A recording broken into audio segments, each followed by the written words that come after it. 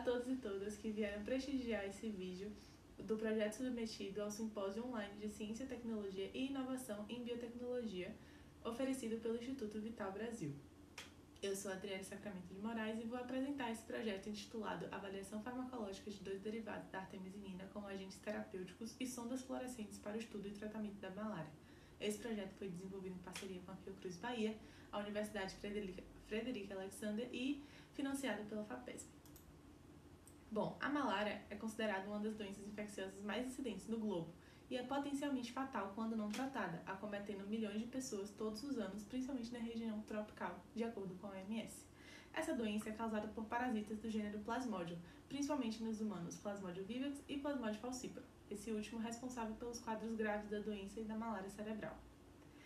A malária é transmitida pelos mosquitos do gênero Anopheles, no caso das fêmeas infectadas durante o repasto sanguíneo. Vale notar que em 2019 foram contabilizados 229 milhões de casos da doença e 409 mil mortes. Desses números, 67% são crianças abaixo de 5 anos. Bom, aqui a gente pode olhar o ciclo evolutivo do parasita e a gente consegue observar que ele se tornou, ao longo dos anos, um ciclo bastante complexo e desenvolvido. Eu trago aqui atenção para a fase eritrocítica do ciclo, onde a gente pode ver que o parasita ele se desenvolve infectando hemácias e, ao longo do tempo, ele vai se reproduzindo até gerar esquizontes que vão romper, liberando novos merozoítos que vão infectar novas hemácias. Durante esse estágio, acontece um mecanismo chamado detoxificação do M livre. Esse é o alvo farmacológico da maioria dos antimaláricos disponíveis, como cloroquina, mefloquina, dentre outros. No entanto, já se sabe que existe uma resistência generalizada relatada a todos esses fármacos, e isso suscita a pesquisa por novos alvos moleculares e novas classes de antimaláricos. Atualmente, o tratamento recomendado pela OMS consiste em uma terapia combinada de artemisinina. A artemisinina foi descoberta em 1971 com a equipe da professora Tu Youyou, na China.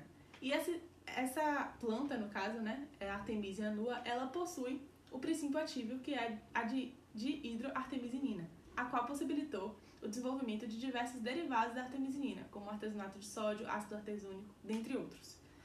A artemisinina, de um modo geral, ela possui uma potente atividade no estágio sanguíneo da doença, através do aumento do estresse oxidativo no parasito. Todos esses derivados eles agem também através do M. No entanto, já se sabe que existem cepas resistentes à artemisinina e seus derivados, e essas cepas foram detectadas em países asiáticos, principalmente no Sudeste, na região do Sudeste Asiático. Então, como novas perspectivas, temos, por exemplo, a dimerização de fármacos, incluindo a artemisinina, que podem ser mais estáveis em condições metabólicas do que os monômeros. Esses dímeros eles podem permanecer ativos na corrente sanguínea por um tempo mais longo, reduzindo a parasitemia a níveis crucialmente mais baixos. Além disso, temos também a autofluorescência. Ela permite identificar e validar alvos relevantes para a compreensão do mecanismo de ação. Sondas fluorescentes, como fármacos acoplados com fluoróforos, fornecem percepções exclusivas sobre os efeitos dessas moléculas em processos dinâmicos que acontecem no plasmódio e permite que a gente consiga acompanhar todo esse processo. Temos, então, nesse trabalho, compostos inéditos derivados da artemisinina sintetizados pela professora Svetlana e colaboradores, o AC98 e o AC11. O AC98 a gente tem aqui uma molécula de artemisinina conjugada com o fluoróforo, e temos o AC11, que são duas moléculas de artemisinina conjugadas com o fluoróforo. Esse trabalho teve, então, como objetivo geral avaliar a atividade antiplasmodial dos compostos e elucidar o seu mecanismo de ação e localização celular. E como específicos, avaliar a eficácia dos dois derivados fluorescentes inéditos de artemisinina para o tratamento da malária em modelo experimental murino, que é o modelo de supressão de Peters, compreender o mecanismo de ação envolvido na atividade antiparasitária dos compostos por ensaios de incorporação do plasmódio e contribuir para o entendimento da química farmacêutica medicinal de compostos dímeros fluorescentes para a atividade antiparasitária. Bom, a primeira metodologia desenvolvida foi a avaliação da fluorescência dos compostos. Esse ensaio consiste em desvendar se essa fluorescência ela é perdida ao longo do tempo e se a interação dos compostos com alguns diluentes interfere também na fluorescência. Para isso, os compostos foram plaqueados em diferentes concentrações e em diferentes diluentes, como PBS, BSA ou hemoglobina 1%. Em seguida, foi incubado por 10 minutos e 24 horas e em seguida a placa foi lida num fluorímetro. Como resultado, tivemos então que os compostos se apresentaram estáveis em todas as soluções testadas e a fluorescência foi destacada nos dois intervalos de tempo. A gente consegue ver aqui, por exemplo, no gráfico, o AC11 em PBS a 10 minutos se manteve bem parecida a fluorescência em 24 horas. E isso se repetiu em todos os outros parâmetros com os dois fármacos. Em seguida, foi realizado o ensaio de incorporação dos compostos no plasmódio. Esse ensaio consiste em desvendar se as hemácias estão incorporando esse fármaco indefinidamente ou se há uma seleção preferencial pelas hemácias infectadas. Para isso, os compostos foram plaqueados em uma solução 1:1 com sangue infectado e com a parasitemia entre 5% e 10%. Os compostos estavam em diluição em dose de 12, 3 e 0,75 micromolar. Foi ocorrido então o tratamento de 1 hora. Em seguida, a placa foi lavada com salina para tirar todo o fármaco que não foi incorporado. E em seguida, cada poço foi corado com o corante Cyto61, que é um corante de DNA. Em seguida, essa placa foi adquirida no citômetro de fluxo nos canais Pacific Blue para os compostos e no APC para o Cyto61. Como resultado desse experimento, tivemos então que em baixas concentrações, 0,75 micromolar, há uma absorção seletiva pelas hemácias infectadas. A gente consegue ver aqui no gráfico que em preto temos as hemácias parasitadas e na dose de 0,75, todo o composto que foi incorporado em hemácias parasitadas. Além disso, podemos ver que essa incorporação foi dependente de dose. E, por fim, podemos averiguar também uma possível diferenciação dos estágios evolutivos a partir dos picos de DNA, a partir do corante Cyto61. Esse corante gerou picos de DNA que conseguimos possivelmente distinguir diferentes formas evolutivas, como esquizontes em preto e anéis em branco.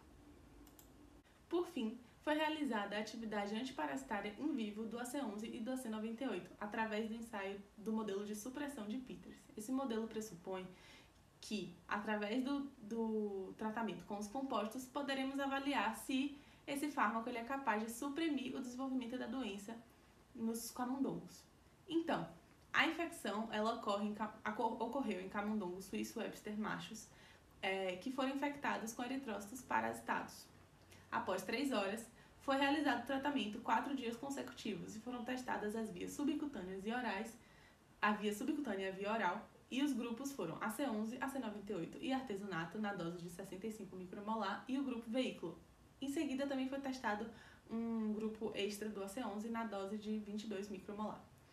Todos os camundongos, então, foram aferidas as suas parasitemias nos dias 8, 12 e 16 pós-infecção, através da citometria de fluxo, e a sobrevivência foi aferida todos os dias até que se completasse 30 dias pós-infecção.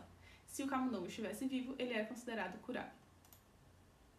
Bom, como resultado, então, temos aqui no primeiro gráfico que os compostos suprimiram a parasitemia em comparação com o grupo não tratado, assim como o artesunato. Podemos ver aqui no dia 12, em que o grupo não tratado seguiu o curso da doença e estava com a sua parasitemia sempre crescente. E os grupos tratados, a parasitemia estava em níveis basais. Já no gráfico da sobrevivência, podemos ver que o grupo não tratado, antes dos 30 dias, todos os animais já tinham vindo a óbito.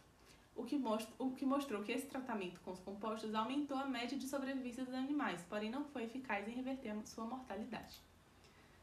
Partindo do pressuposto que o AC11 é um fármaco dímero, é esperado que ele tenha uma ação mais eficaz. Então, para isso, foi repetido esse experimento em diferentes vias e em diferentes doses, tanto na de 65 como na de 22. Além disso, no primeiro experimento, ele foi o que teve maior porcentagem de inibição da parasitemia. Com esse segundo experimento, podemos notar que o AC11 na via subcutânea e a 65 micromolar por quilo foi o único capaz de reverter a mortalidade de todos os animais do grupo. Além disso, ele manteve a parasitemia em níveis basais. Aqui nessa tabela podemos ver um resumo da atividade desse experimento, em que a gente tem aqui como destaque o AC11 na dose de 65 micromolar e com uma grande porcentagem de inibição. Como conclusões, temos que esse trabalho permitiu caracterizar a fluorescência dos compostos AC11 e AC98 e a sua atividade antimalárica pela primeira vez, através de ensaios de atividade antiparasitária em vivo e incorporação do plasmódio. O AC11, na dose de 65 por via subcutânea, se mostrou eficaz em suprimir a parasitemia e reduzir a mortalidade em 100% no modelo em vivo de Peters, evidenciando um potencial curativo em comparação aos grupos controle. O trabalho padronizou o experimento de incorporação do plasmódio, demonstrando um acúmulo preferencial nas hemácias infectadas em baixas concentrações, e em suma temos que os compostos AC11 e AC98 se mostraram ativos frente ao plasmódio Berg, suscitando a realização de novos estudos que possam averiguar os mecanismos de ação envolvidos na sua atividade. Essas foram as referências principais do trabalho. Obrigada.